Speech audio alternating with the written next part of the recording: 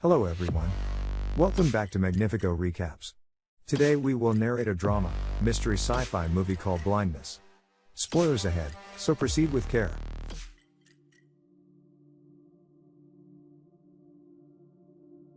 The story of Blindness begins on a morning in an unnamed city during rush hour traffic.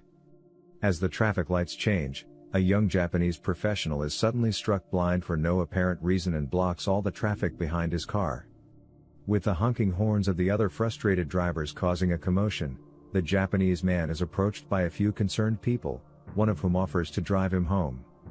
As they proceed to drive away, the blinded man describes his sudden affliction, an expanse of dazzling white, as though he is swimming in milk.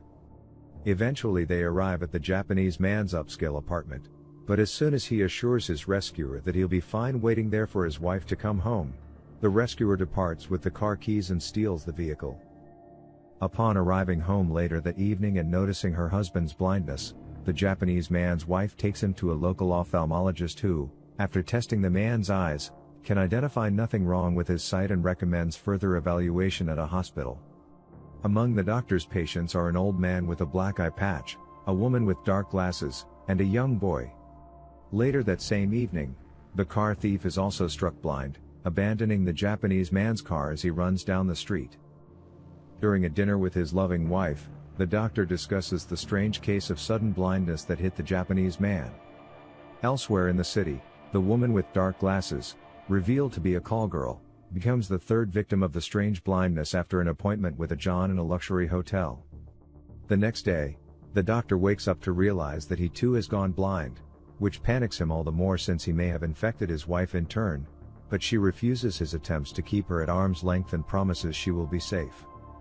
In various locations around the city, several more citizens are struck blind, causing widespread panic, and the government organizes a quarantine for the blind in a local derelict asylum.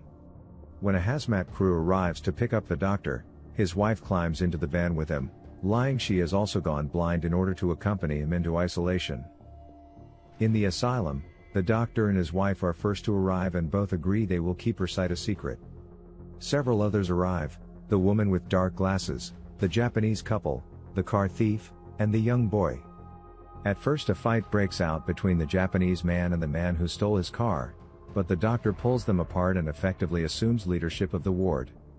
The Japanese man is then reunited with his wife, who becomes all but catatonic as a result of her sudden disability.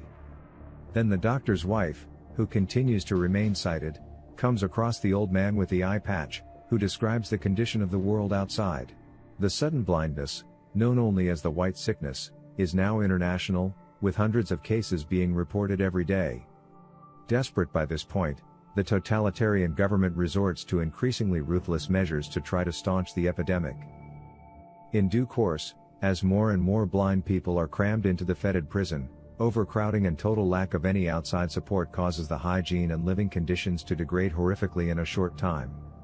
Soon, the walls and floors are caked in filth and human feces. Anxiety over the availability of food, caused by irregular deliveries, undermine the morale inside. The lack of organization prevents the blind internees from fairly distributing food among each other. The soldiers who guard the asylum become increasingly hostile. The government refuses to allow in basic medicines, so that a simple infection becomes deadly. During one load of new inmates, a man wanders too far away from the group and is killed by the soldiers, along with two other people caught in the crossfire. A shovel is callously tossed over the wall for the corpses to be buried by the blind. Living conditions degenerate even further when an armed clique of men, led by an ex-barman who declares himself the king of Ward 3, gains control over the sparse deliveries of food. The rations are distributed only in exchange for valuables, solely as a humiliation. With the prospect of starvation and the hopelessness of being unable to take care of himself, the doctor turns to the woman with dark glasses in a moment of true weakness, and they have sex. Both regret it afterward, and even more so once they hear the doctor's wife speak, knowing they were not alone and that she had witnessed most of their tryst. Although the doctor's wife does not really trust her husband again, she still remains to help, and in the end she forgives both the woman and her husband. The next day, the king of Ward 3 demands women in exchange for food. One by one, the desperate women volunteer to be sex slaves for the men in Ward 3, and the king of Ward 3 rapes the doctor's wife. When the women get back, one of them has been brutally beaten to death by her rapist. Faced with starvation and hellbent on revenge, the doctor's wife snaps and murders the king of Ward 3 with her scissors. His death initiates a chaotic war between the wards, which culminates with the asylum being burned down. Most of the inmates die in the fire. Only then do the few survivors discover that the military has abandoned their posts. They are free to venture into the city. But all is squalor and chaos. The entire population is blind amid a city devastated and infested with vermin and overrun with filth and dead bodies. The doctor's wife leads her husband, the Japanese couple, the old man, the woman with dark glasses and the young boy through the ruined streets in search of food and clean clothes. Everywhere she looks is grim as people squat in derelict buildings and society as she knew it no longer exists.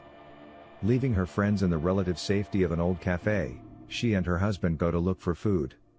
In a supermarket filled with stumbling blind people, she finds a storeroom stocked with food and packs it into bags. As she prepares to leave and meet her husband outside, she is attacked by the starving people who smell the food she is carrying.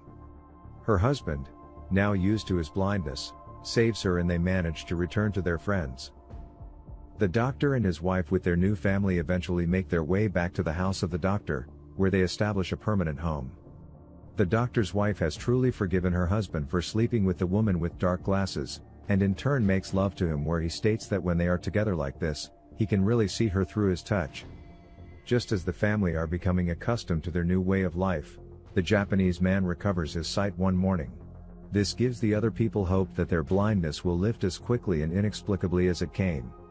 As the friends all celebrate, the doctor's wife stands out on the porch, staring up into a white overcast sky and for a moment thinks to herself, "I'm going blind," until the video camera shifts downwards, revealing the cityscape before her.